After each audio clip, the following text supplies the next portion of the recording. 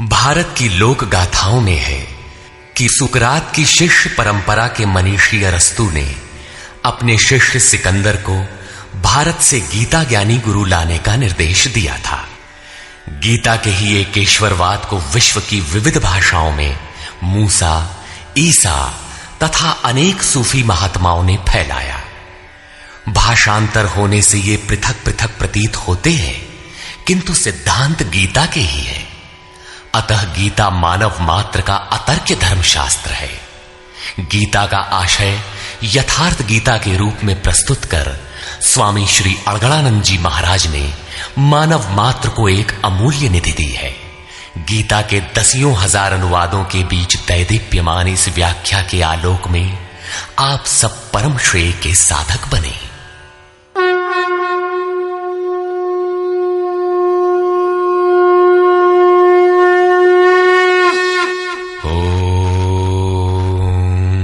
श्री परमात्मने नमः।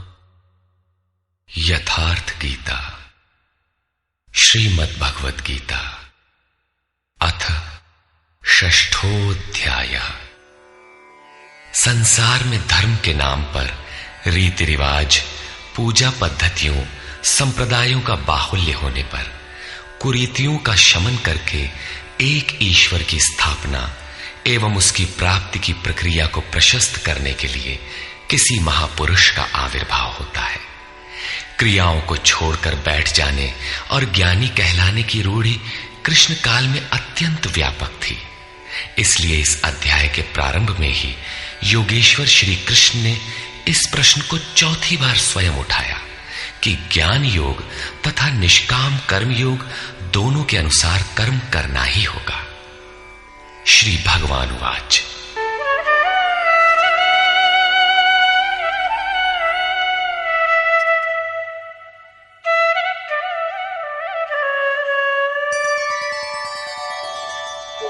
अनाश्रितः कर्मफलम् कार्यं कर्म करोति यः स सन्न्यासी च योगी च न निरग्निर्न चाक्रियः।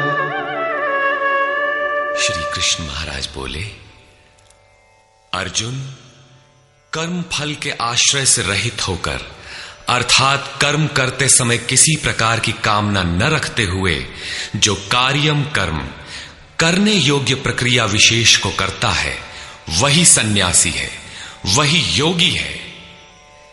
केवल अग्नि को त्यागने वाला तथा केवल क्रिया को त्यागने वाला न सन्यासी है न योगी।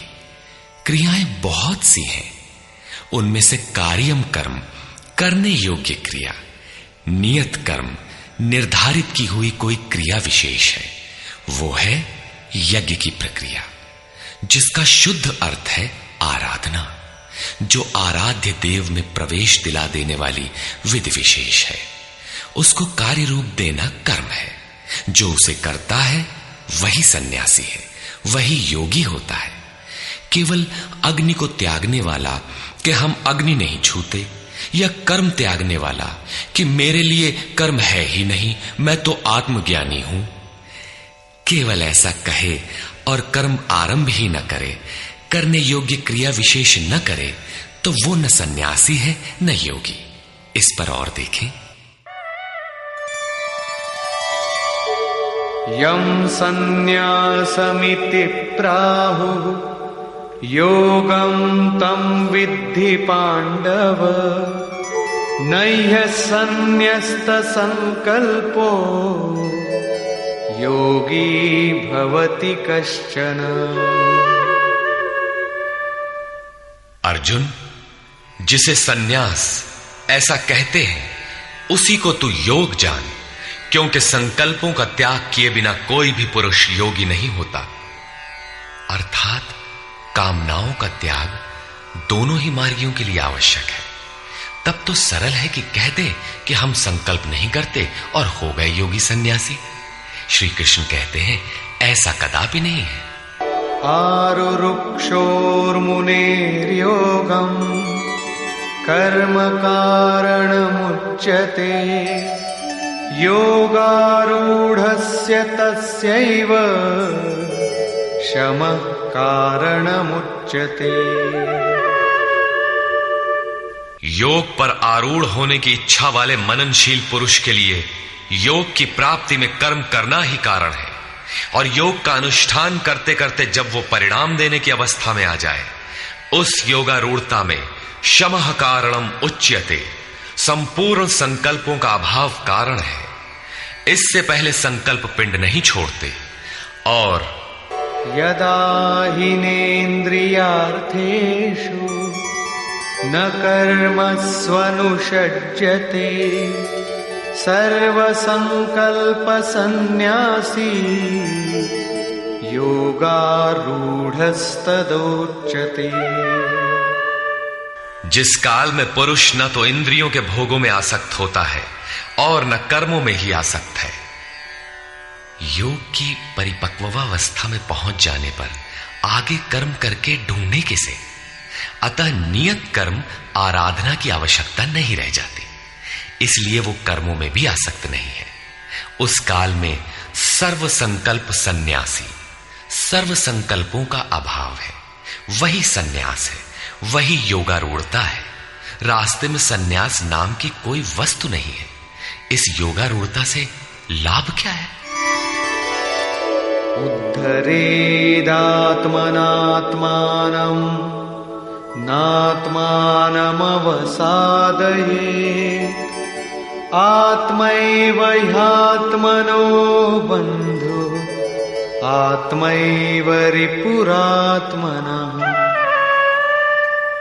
अर्जुन, मनुष्य को चाहिए कि अपने द्वारा अपना उद्धार करे, अपने आत्मा को अधोगति में न पहुंचावे, क्योंकि वो जीवात्मा स्वयं ही अपना मित्र है और यही अपना शत्रु भी है। कब ये शत्रु होता है और कब मित्र, इस पर कहते हैं बन्धुरात्मात्मनस्तस्य येनात्मैवात्मना जितः अनात्मनस्तु शत्रुत्वे वर्तेतात्मैव शत्रुवत्। जिस जीवात्मा द्वारा मन और इंद्रियों सहित शरीर जीता हुआ है, उसके लिए उसी का जीवात्मा मित्र है, और जिसके द्वारा मन और इंद्रियां सहित शरीर नहीं जीता गया है, उसके लिए वो स्वयं शत्रुता में बरतता है। इन दो श्लोकों में श्री कृष्ण एक ही बात कहते हैं कि अपने द्वारा अपने आत्मा का उद्धार करें, उसे अधोगति में न पहुंचाएं, क्योंकि आत्मा ही मित्र है। सृष्टि में न दूसरा कोई शत्रु है न मित्र। किस प्रकार? जिसके द्वारा मन सहित इंद्रियां जीती हुई हैं, उसके लिए उसी का आत्मा मित्र बनकर मित्रता में बरतता है, परम कल्याण करने वाला होता है। और जिसके द्वारा मन सहित इंद्रियां नहीं जीती गई हैं, उसके लिए उसी का आत्मा शत्रु बनकर शत्रु में बरतता है, नीच योनियों और यातनाओं की ओर ले जाता है। प्रायः लोग कहते हैं मैं तो आत्मा हूं। गीता में लिखा है, न इसे शस्त्र काट सकता है, न अग्नि जला सकता है, न वायु सुखा सकता है। ये नित्य है, अमृत स्वरूप है, न बदलने वाला है, शाश्वत है, और वो आत्मा मुझ में है ही। वे गीता की इन पंक्तियों पर ध्यान नहीं देते कि आत्मा अधोगति में भी जाता है, आत्मा का उद्धार भी होता है, जिसके लिए कार्यम कर्म करने योग्य प्रक्रिया बताई गई है। अब अनुकूल आत्मा के लक्षण देखें।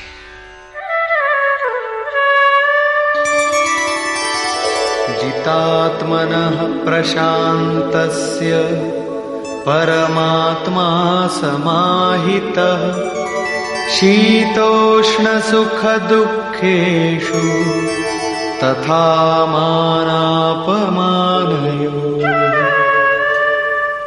सर्दी गर्मी, सुख दुख और मान अपमान में जिसके अंतःकरण की वृत्तियां भली प्रकार शांत हैं, ऐसे स्वाधीन आत्मा वाले पुरुष में परमात्मा सदैव स्थित है, कभी विलग नहीं होता। जितात्मा अर्थात जिसने मन सहित इंद्रियों को जीत लिया है, वृत्ति परम शांति में प्रवाहित हो गई है, यही आत्मा के उद्धार की अवस्था है। आगे कहते हैं, ज्ञान विज्ञान तृप्तात्मा कूटस्थो विजितेन्द्रियः युक्त इत्युच्यते योगी समलोष्टाश्मकाञ्चनः। जिसका अंतःकरण ज्ञान विज्ञान से तृप्त है, जिसकी स्थिति अचल स्थिर और विकार रहित है, जिसने इंद्रियों को विशेष रूप से जीत लिया है, जिसकी दृष्टि में मिट्टी, पत्थर और सुवर्ण एक समान है, ऐसा योगी युक्त कहा जाता है। युक्त का अर्थ है योग से संयुक्त। ये योग की पराकाष्ठा है, जिसे योगेश्वर 5वें अध्याय में श्लोक 7 से 12 तक अभिचित्रित कराए हैं। परम तत्व परमात्मा का साक्षात्कार और उसके साथ होने वाली जानकारी ज्ञान है। 1 इंच भी इष्ट से दूरी है, जानने की इच्छा बनी है, तब तक वो अज्ञानी है।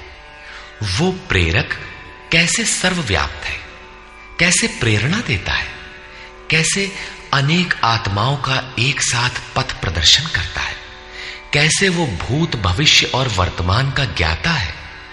उस प्रेरक इष्ट की कार्य प्रणाली का ज्ञान ही विज्ञान है।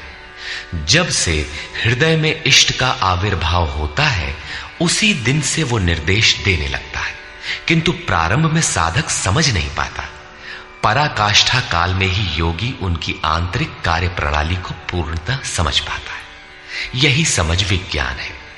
योगारूढ़ अथवा युक्त पुरुष का अंतःकरण ज्ञान विज्ञान से तृप्त रहता है।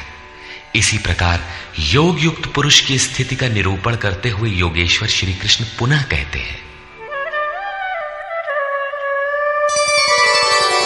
सुहृन्मित्रार्युदासीन मध्यस्थद्वेष्य बन्धुषु साधुष्वपि च पापेषु समबुद्धिर्विशिष्यते।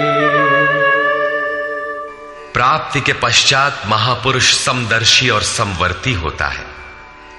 जैसे पिछले श्लोक में उन्होंने बताया कि जो पूर्ण ज्ञाता या पंडित है, वो विद्या विनय संपन्न ब्राह्मण में, चांडाल में, गाय, कुत्ता, हाथी में समान दृष्टि वाला होता है। उसी का पूरक ये श्लोक है। वो हृदय से सहायता करने वाले सहृदय, मित्र, बैरी, उदासीन, द्वेषी, बंधुगणों, धर्मात्मा तथा पापियों में भी समान दृष्टि वाला योग युक्त पुरुष अति श्रेष्ठ है। वो उनके कार्यों पर दृष्टि नहीं डालता, बल्कि उनके भीतर आत्मा के संचार पर ही उसकी दृष्टि पड़ती है।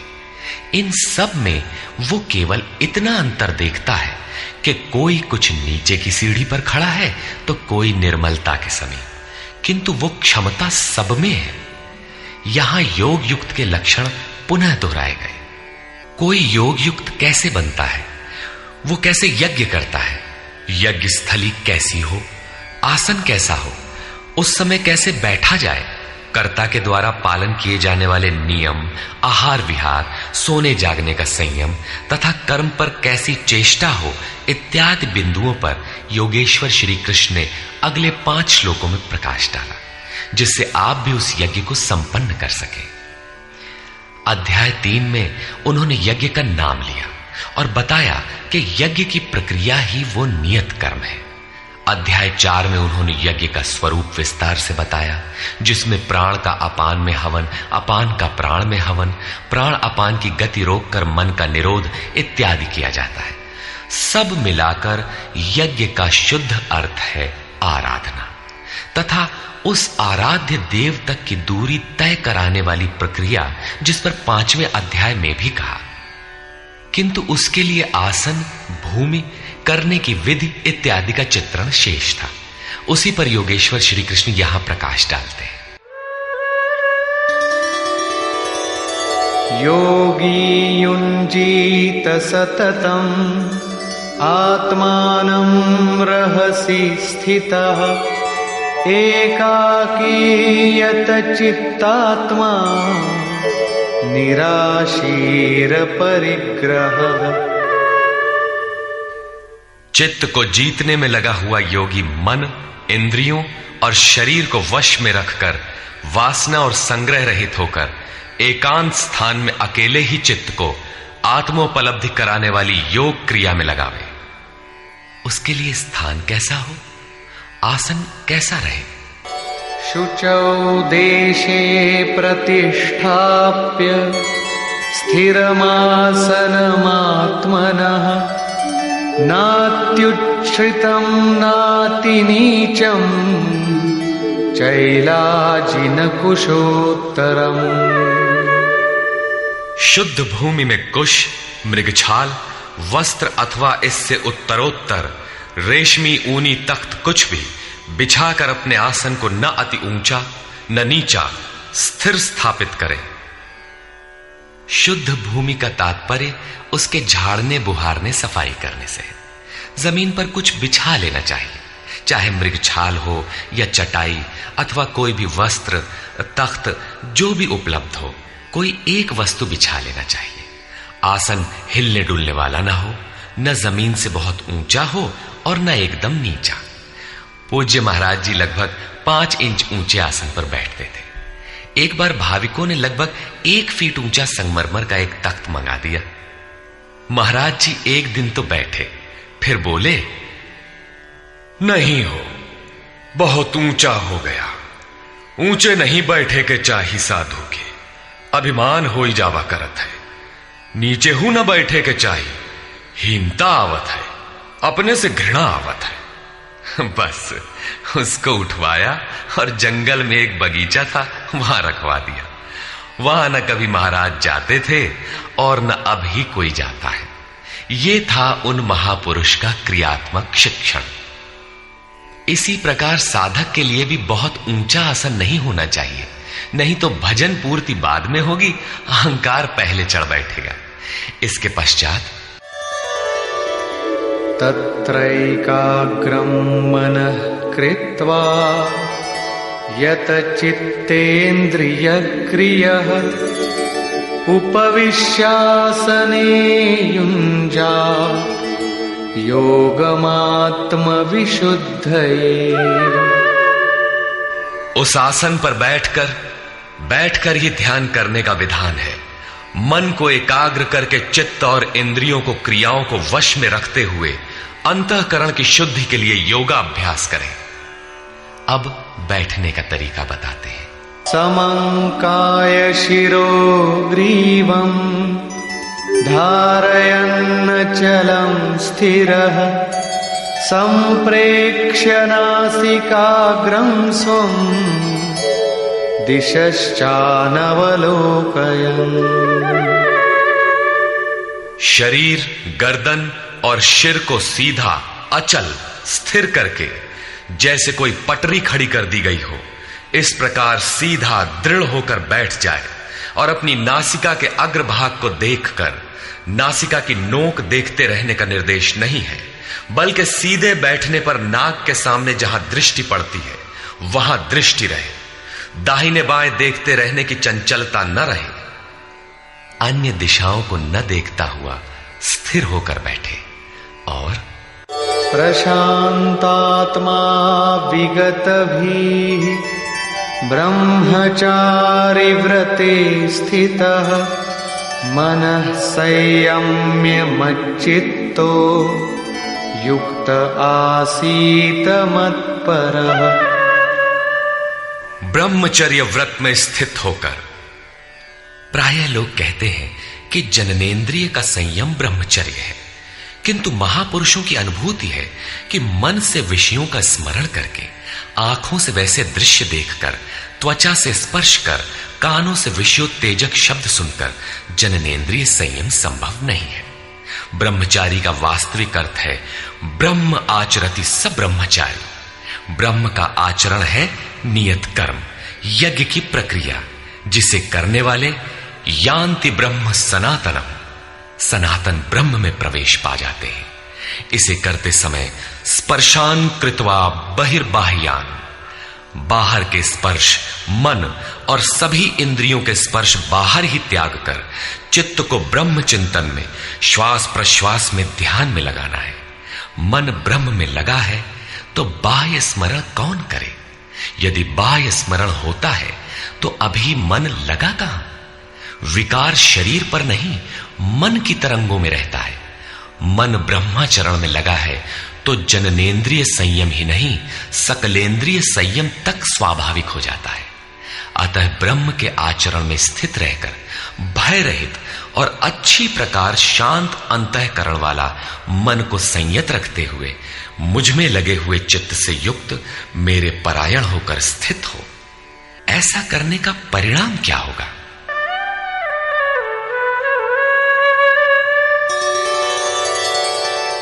युञ्जन्नेवं सदात्मानं योगी नियतमानसः शान्तिं निर्वाण परमा मत्संस्थामधिगच्छति।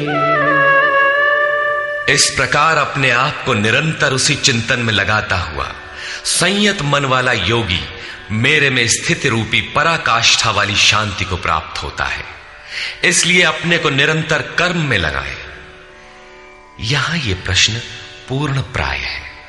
अगले 2 श्लोकों में वे बताते हैं कि परमानंद वाली शांति के लिए शारीरिक संयम, युक्ताहार, विहार भी आवश्यक है।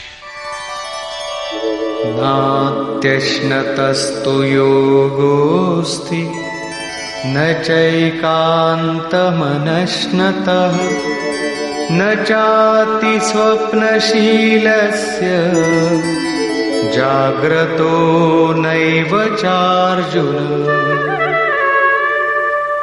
अर्जुन, ये योग न तो बहुत खाने वाले का सिद्ध होता है और न बिल्कुल न खाने वाले का सिद्ध होता है, न अत्यंत सोने वाले का और न अत्यंत जागने वाले का ही सिद्ध होता है। तब किसका सिद्ध होता है? युक्ताहार विहारस्य युक्तचेष्टस्य कर्मसु युक्तस्वप्नावबोधस्य योगो भवति दुःखः। दुखों का नाश करने वाला ये योग उचित आहार विहार, कर्मों में उपयुक्त चेष्टा और संतुलित शयन जागरण करने वाले का ही पूर्ण होता है। अधिक भोजन करने से आलस्य, निद्रा और प्रमाद घेरेंगे, तब साधना नहीं होगी। भोजन छोड़ देने से इंद्रियां क्षीण हो जाएंगी, अचल स्थिर बैठने की क्षमता नहीं रहेगी। पूज्य महाराज जी कहते थे कि खुराक से 1.5-2 रोटी कम खाना चाहिए। विहार अर्थात साधन के अनुकूल विचरण, कुछ परिश्रम भी करते रहना चाहिए। कोई कार्य ढूंढ लेना चाहिए, अन्यथा रक्त संचार शिथिल पड़ जाएगा, रोग घेर लेंगे। सोना और जागना आयु, आहार और अभ्यास से घटता बढ़ता है।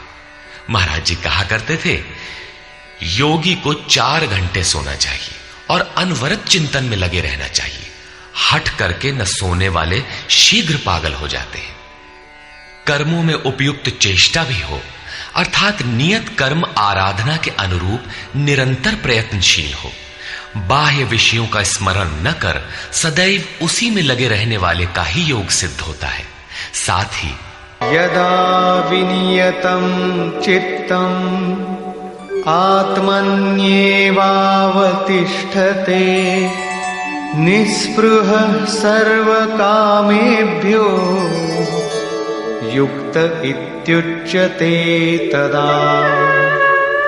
इस प्रकार योग के अभ्यास से विशेष रूप से वश में किया हुआ चित्त जिस काल में परमात्मा में भली प्रकार स्थित हो जाता है, विलीन सा हो जाता है, उस काल में संपूर्ण कामनाओं से रहित हुआ पुरुष योग युक्त कहा जाता है। अब विशेष जीते हुए चित्त के लक्षण क्या है? यथा दीपो निवातस्थो नेङ्गते सोपमा स्मृता योगिनो यतचित्तस्य युञ्जतो योगमात्मनः।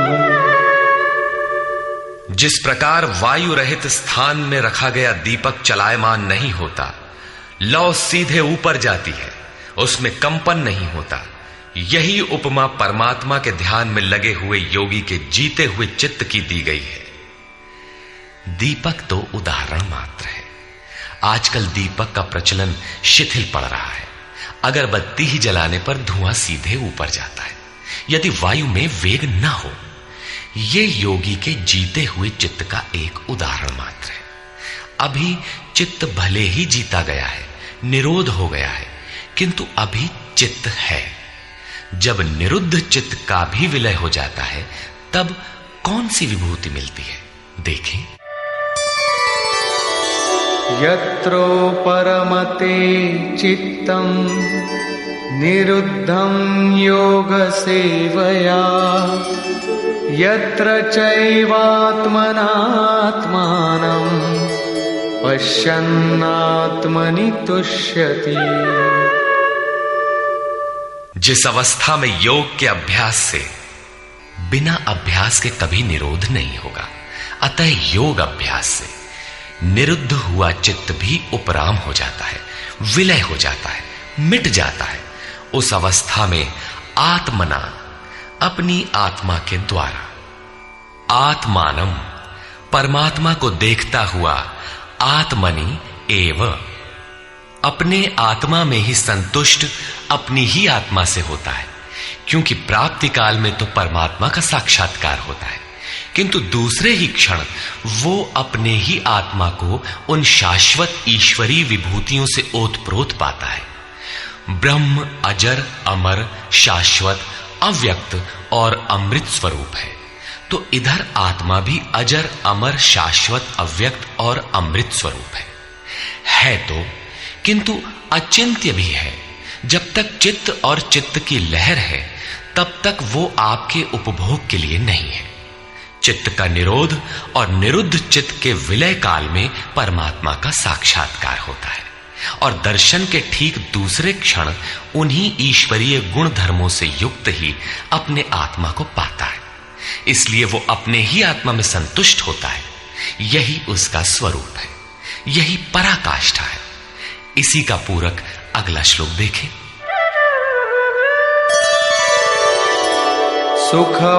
सुखमात्यन्तिकं यत्तत् बुद्धिग्राह्यमतीन्द्रियं वेत्ति यत्र न चैवायं स्थितश्चलति तत्वतः।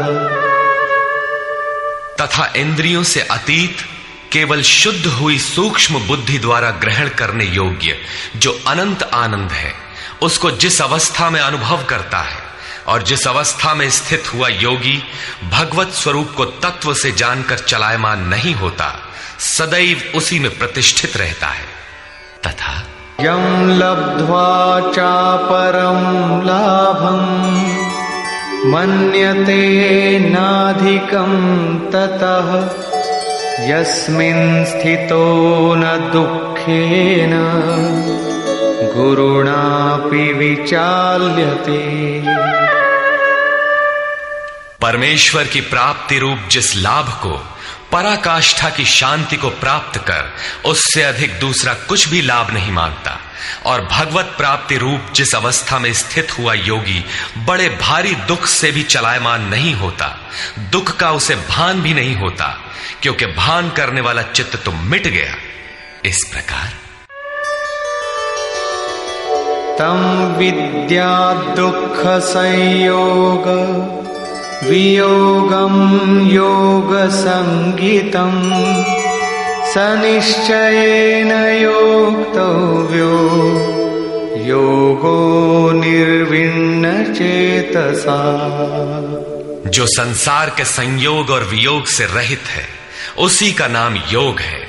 जो आत्यंतिक सुख है उसके मिलन का नाम योग है। जिसे परम तत्व परमात्मा कहते हैं उसके मिलन का नाम योग है। वो योग न उकताए हुए चित्त से निश्चय पूर्वक करना कर्तव्य है। धैर्य पूर्वक लगा रहने वाला ही योग में सफल होता है।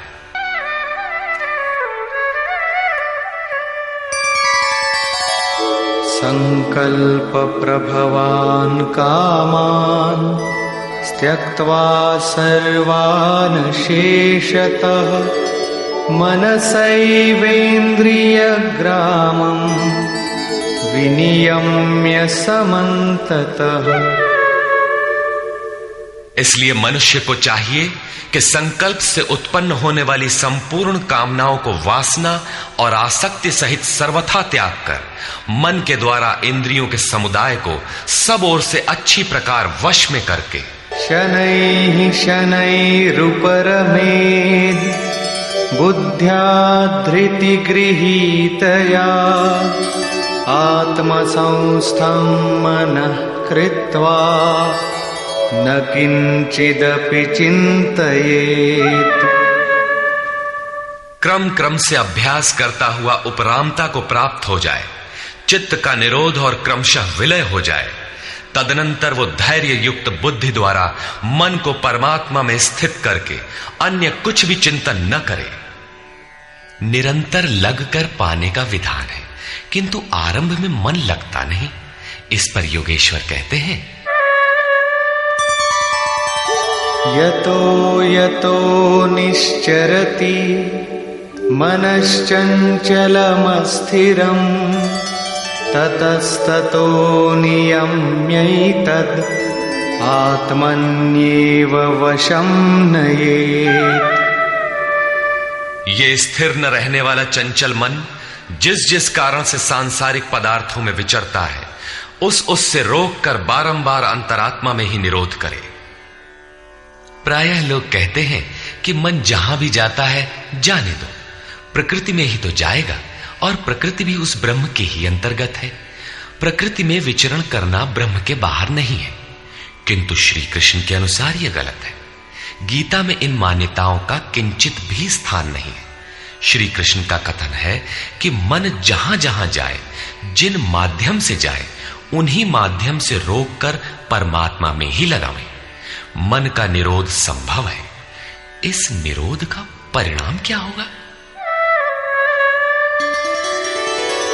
प्रशान्तमनसं येनं योगिनं सुखमुत्तमम् उपैति शान्तरजसं ब्रह्मभूतमकल्मषम्। जिसका मन पूर्ण रूपेण शांत है, जो पाप से रहित है, जिसका रजोगुण शांत हो गया है, ऐसे ब्रह्म से एकीभूत योगी को सर्वोत्तम आनंद प्राप्त होता है, जिससे उत्तम कुछ भी नहीं है।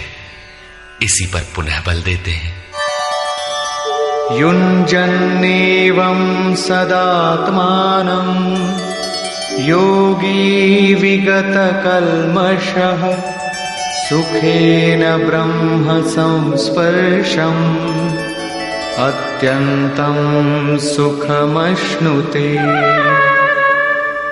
पाप रहित योगी इस प्रकार आत्मा को निरंतर उस परमात्मा में लगाता हुआ सुखपूर्वक परब्रह्म परमात्मा की प्राप्ति के अनंत आनंद की अनुभूति करता है। वो ब्रह्म संस्पर्श अर्थात ब्रह्म के स्पर्श और प्रवेश के साथ अनंत आनंद का अनुभव करता है। अतः भजन अनिवार्य है। इसी पर आगे कहते हैं, सर्वभूतस्थमात्मानं सर्वभूतानि चात्मनि ईक्षते योगयुक्तात्मा सर्वत्र समदर्शनः। योग के परिणाम से युक्त आत्मा वाला, सब में समभाव से देखने वाला योगी आत्मा को संपूर्ण प्राणियों में व्याप्त देखता है और संपूर्ण भूतों को आत्मा में ही प्रवाहित देखता है। इस प्रकार देखने से लाभ क्या है? यो मां पश्यति सर्वत्र सर्वं च मयि पश्यति तस्याहं न प्रणश्यामि स च मे न प्रणश्यति। जो पुरुष संपूर्ण भूतों में मुझ परमात्मा को देखता है, व्याप्त देखता है और संपूर्ण भूतों को मुझ परमात्मा के ही अंतर्गत देखता है, उसके लिए मैं अदृश्य नहीं होता हूं और वो मेरे लिए अदृश्य नहीं होता। ये प्रेरक का आमने सामने मिलन है, सख्य भाव है, सामीप्य मुक्ति है। सर्वभूतस्थितं यो मां भजत्येकत्वमास्थितः सर्वथा वर्तमानोऽपि स योगी मयि वर्तते। जो पुरुष अनेकता से परे उपर्युक्त एकत्व भाव से मुझ परमात्मा को भजता है, वो योगी सब प्रकार के कार्यों में बरतता हुआ मेरे में ही बरतता है, क्योंकि मुझे छोड़कर उसके लिए कोई बचा भी तो नहीं। उसका तो सब मिट गया, इसलिए वो अब उठता बैठता जो कुछ भी करता है मेरे संकल्प से करता है। आत्मौपम्येन सर्वत्र समं पश्यति योऽर्जुन सुखं वा यदि वा दुःखं स योगी परमो मतः। हे अर्जुन, जो योगी अपने ही समान संपूर्ण भूतों में सम देखता है, अपने जैसा देखता है, सुख और दुख भी सब में समान देखता है, वो योगी जिसका भेदभाव समाप्त हो गया है, परम श्रेष्ठ माना गया है। प्रश्न पूरा हुआ। इस पर अर्जुन ने प्रश्न किया। अर्जुन उवाच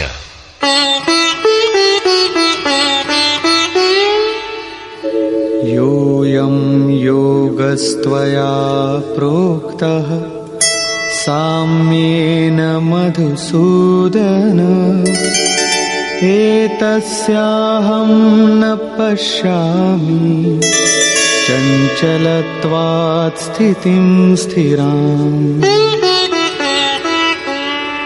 हे मधुसूदन, ये योग जो आप पहले बता आए हैं, जिससे समत्व भाव दृष्टि मिलती है, मन के चंचल होने से बहुत समय तक इसमें ठहरने वाली स्थिति में मैं अपने को नहीं देखता। चंचलं हि मनः कृष्ण प्रमाथि बलवदृढम् तस्याहं निग्रहं मन्ये वायोरिव सुदुष्करम्। हे श्री कृष्ण, ये मन बड़ा चंचल है, प्रमथन स्वभाव वाला है, अर्थात दूसरे को मत डालने वाला हठी तथा बलवान है। इसलिए इसे वश में करना मैं वायु की भांति अति दुष्कर मानता हूं। तूफानी हवा और इसको रोकना बराबर है। इस पर योगेश्वर श्री कृष्ण कहते हैं, श्री भगवान उवाच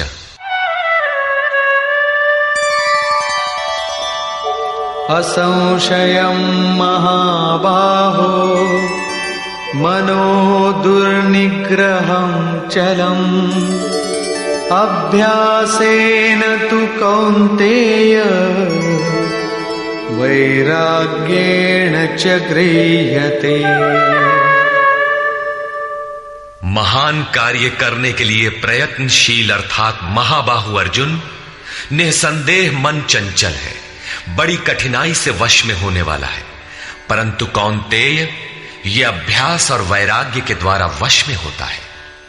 जहां चित्त को लगाना है वहां स्थिर करने के लिए बार बार प्रयत्न का नाम अभ्यास है, तथा देखी सुनी विषय वस्तुओं में, संसार या स्वर्ग आदि के भोगों में राग अर्थात लगाव का त्याग वैराग्य है। श्री कृष्ण कहते हैं कि मन वश में करना कठिन है, किंतु अभ्यास और वैराग्य द्वारा ये वश में हो जाता है।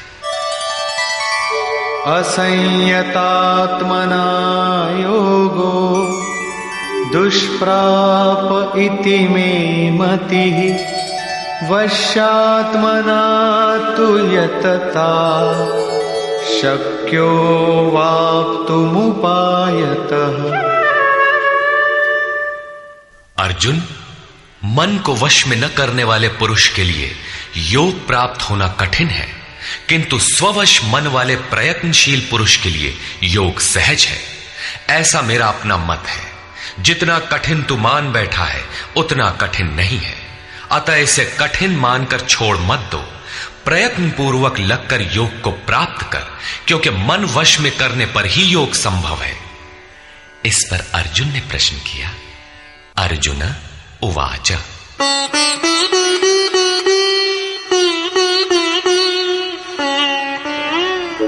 अयति श्रद्धयोपेतो योगाच्चलितमानसः अप्राप्य योगसंसिद्धिं कां गतिं कृष्ण गच्छति। योग करते करते यदि किसी का मन चलायमान हो जाए, यद्यपि अभी योग में उसको श्रद्धा है ही, तो ऐसा पुरुष भगवत सिद्धि को प्राप्त न होकर किस गति को पाता है? कच्चिन्नो भय विभ्रष्टः छिन्नाभ्रमिव नश्यति अप्रतिष्ठो महाबाहो विमूढ़ो ब्रह्मणः पथि। महाबाहु श्री कृष्ण, भगवत प्राप्ति के मार्ग से विचलित हुआ वो मोहित पुरुष छिन्न भिन्न बादल की भांति दोनों ओर से नष्ट भ्रष्ट तो नहीं होता। छोटी सी बदली आकाश में छाए तो वो न बरस पाती है, न लौटकर मेघों से ही मिल पाती है, बल्कि हवा के झोंकों से देखते देखते नष्ट प्राय हो जाती है। उसी प्रकार शिथिल प्रयत्न वाला, कुछ काल तक साधन करके स्थगित करने वाला नष्ट तो नहीं हो जाता। वो न आप में प्रवेश कर सका और न भोग ही भोग पाया, उसकी कौन सी गति होती है?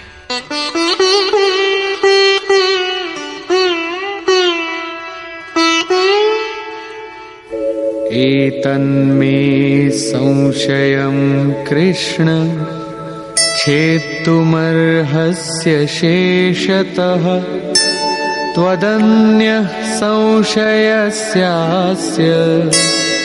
छेत्ता न ह्युपपद्यते। हे श्री कृष्ण, मेरे इस संशय को संपूर्णता से मिटाने के लिए आप ही सक्षम हैं। आपके अतिरिक्त दूसरा कोई इस संशय को मिटाने वाला मिलना संभव नहीं है। इस पर योगेश्वर श्री कृष्ण ने कहा। श्री भगवान उवाच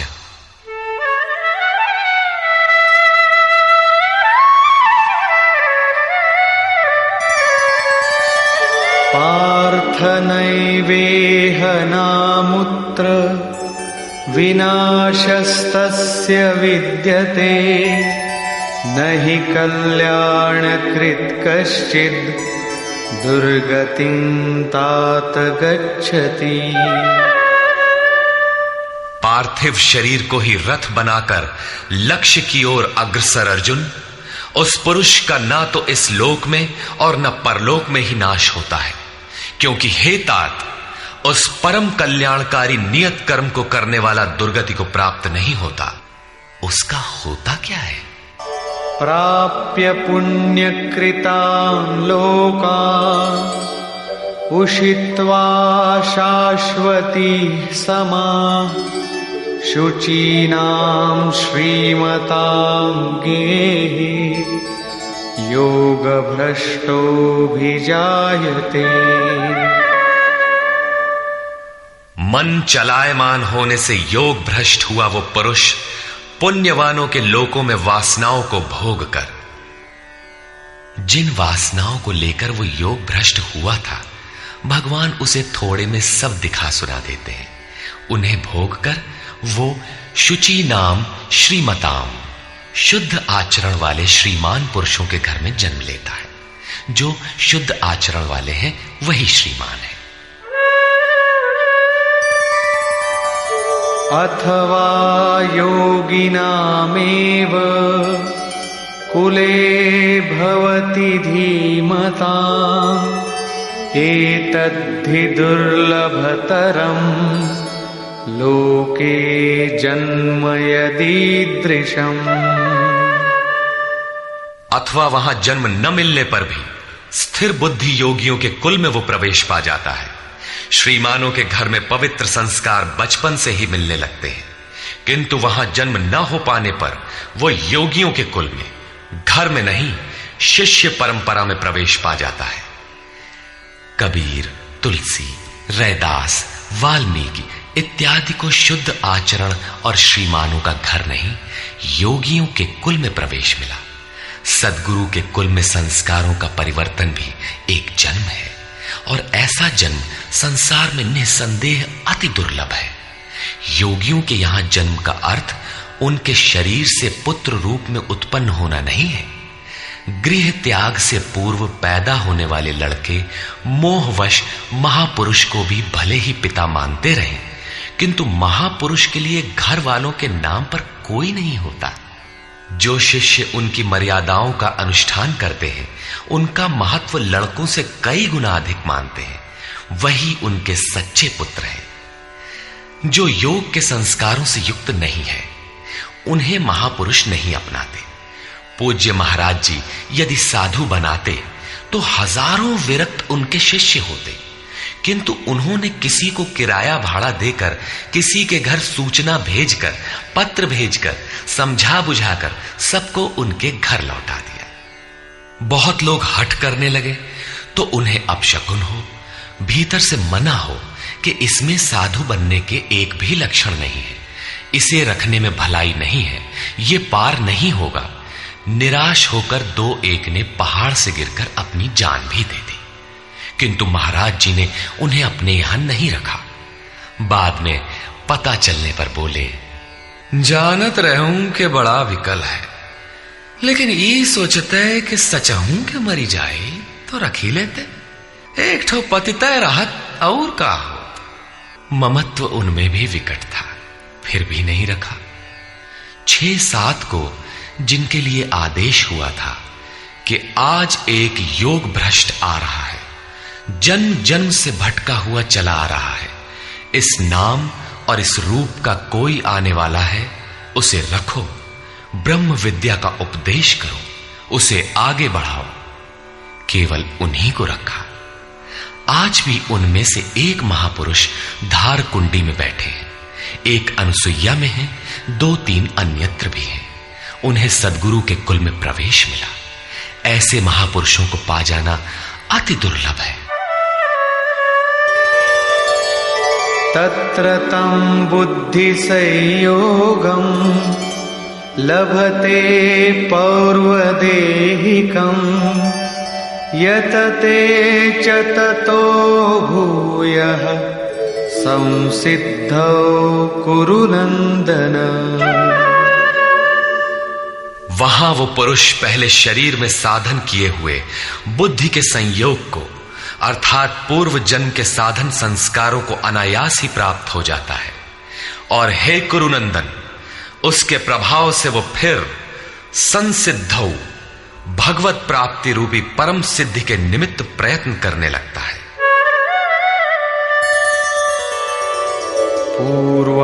पूर्वाभ्यासेन तेनैव ह्रियते ह्यवशोऽपि सः जिज्ञासुरपि योगस्य शब्द ब्रह्माति वर्तते।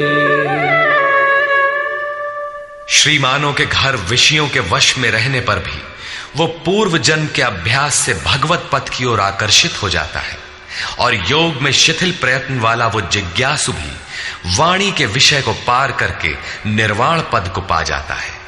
उसकी प्राप्ति का यही तरीका है, कोई एक जन्म में पाता भी नहीं।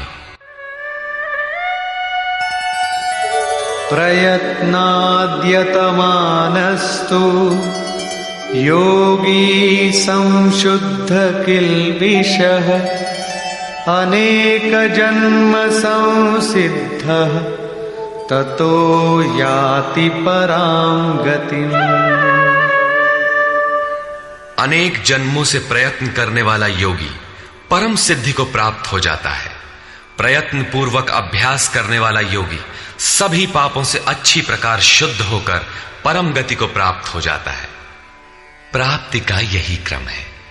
पहले शिथिल प्रयत्न से यह योग आरंभ होता है, मन चलायमान होने पर जन्म लेता है, सद्गुरु के कुल में प्रवेश पाता है और प्रत्येक जन्म में अभ्यास करते हुए वहीं पहुंच जाता है जिसका नाम परम गति, परम धाम है। योगेश्वर श्री कृष्ण ने कहा था कि इस योग में बीज का नाश नहीं होता। आप 2 कदम चल भर दें, उस साधन का कभी नाश नहीं होता। हर परिस्थिति में रहते हुए पुरुष ऐसा कर सकता है, कारण कि थोड़ा साधन तो परिस्थितियों में घिरने वाला व्यक्ति ही कर पाता है, क्योंकि उसके पास समय नहीं है। आप काले हो, गोरे हो अथवा कहीं के हो, गीता सबके लिए है, आपके लिए भी है, बशर्ते आप मनुष्य हो। उत्कट प्रयत्न वाला चाहे जो हो, किंतु शिथिल प्रयत्न वाला गृहस्थ ही होता है। गीता गृहस्थ, विरक्त, शिक्षित, अशिक्षित, सर्वसाधारण मनुष्य मात्र के लिए है, किसी साधु नामक विचित्र प्राणी के लिए ही नहीं। अंत में योगेश्वर श्री कृष्ण निर्णय देते हैं, तपस्विभ्योऽधिको योगी ज्ञानिभ्योऽपि मतोऽधिकः कर्मिभ्यश्चाधिको योगी तस्माद्योगी भवार्जुन। तपस्वियों से योगी श्रेष्ठ है, ज्ञानियों से भी श्रेष्ठ माना गया है, कर्मियों से भी योगी श्रेष्ठ है। इसलिए अर्जुन, तू योगी बन। तपस्वी अभी योग को ढालने में प्रयत्नशील है, कर्मी केवल कर्म जानकर करता भर है। ये गिर भी सकते हैं, क्योंकि न इन दोनों में समर्पण है और न अपना हानि लाभ देखने की क्षमता। किंतु ज्ञानी योग की परिस्थितियों को जानता है, अपनी शक्ति समझता है, उसकी जिम्मेदारी उसी पर है। और निष्काम कर्मयोगी तो इष्ट के ऊपर अपने को फेंक चुका है, वो इष्ट संभालेगा। परम कल्याण के पथ पर ये दोनों ठीक चलते हैं, किंतु जिसका भार वो इष्ट संभालता है वो इन सब में श्रेष्ठ है, क्योंकि प्रभु ने उसे ग्रहण कर लिया है। उसका हानि लाभ वो प्रभु देखता है, इसलिए योगी श्रेष्ठ है। इसलिए अर्जुन, तू योगी बन, समर्पण के साथ योग का आचरण कर। योगी श्रेष्ठ है, किंतु उनसे भी वो योगी सर्वश्रेष्ठ है जो अंतरात्मा से लगता है। इसी पर कहते हैं, योगिनामपि सर्वेषां मद्गतेनान्तरात्मना श्रद्धावान् भजते यो मां समे युक्ततमो मतः। संपूर्ण निष्काम कर्म योगियों में भी जो श्रद्धा विभोर होकर अंतरात्मा से, अंतर चिंतन से मुझे निरंतर भजता है, वो योगी मुझे परम श्रेष्ठ मान्य है। भजन दिखावे या प्रदर्शन की वस्तु नहीं है। इससे समाज भले ही अनुकूल हो, किंतु प्रभु प्रतिकूल हो जाते हैं। भजन अत्यंत गोपनीय है, वो अंतःकरण से होता है, उसका उतार चढ़ाव अंतःकरण के ऊपर है। निष्कर्ष, इस अध्याय के आरंभ में योगेश्वर श्री कृष्ण ने कहा कि फल के आश्रय से रहित होकर जो कार्यम कर्म अर्थात करने योग्य प्रक्रिया विशेष का आचरण करता है वही सन्यासी है, और उसी कर्म को करने वाला ही योगी है। केवल क्रियाओं अथवा अग्नि को त्यागने वाला योगी अथवा सन्यासी नहीं होता। संकल्पों का त्याग किए बिना कोई भी पुरुष सन्यासी अथवा योगी नहीं होता। हम संकल्प नहीं करते, ऐसा कह देने मात्र से संकल्प पिंड नहीं छोड़ते। योग में आरूढ़ होने की इच्छा वाले पुरुष को चाहिए कि कार्यम कर्म करे, और करते करते योगारूढ़ हो जाने पर सर्व संकल्पों का अभाव होता है, इसके पूर्व नहीं। सर्व संकल्पों का अभाव ही सन्यास है। योगेश्वर ने पुनः बताया कि आत्मा अधोगति में जाता है और उसका उद्धार भी होता है। जिस पुरुष द्वारा मन सहित इंद्रियां जीत ली गई हैं, उसका आत्मा उसके लिए मित्र बनकर मित्रता में बरतता है तथा परम कल्याण करने वाला होता है।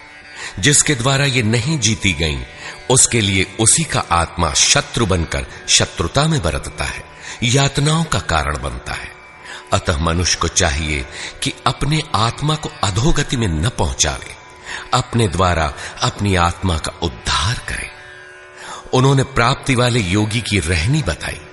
यज्ञ स्थली, बैठने का आसन तथा बैठने के तरीके पर उन्होंने कहा कि स्थान एकांत और स्वच्छ हो, वस्त्र मृग चर्म अथवा कुश की चटाई में से कोई एक आसन हो। कर्म के अनुरूप चेष्टा, युक्ताहार विहार, सोने जागने के संयम पर उन्होंने बल दिया।